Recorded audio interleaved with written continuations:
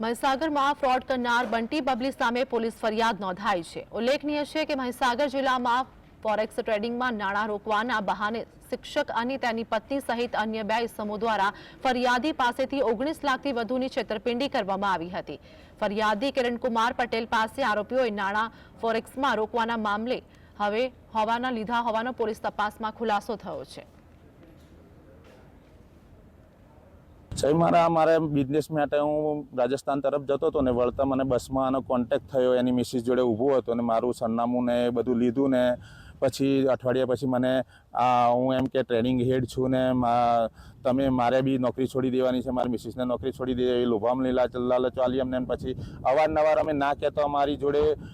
જાણે કે એ જો પૈસા માગતો હોય એવી અમારી જોડે સાહેબ બળ જબરજસ્તી કરી અને અમને ભોળવીને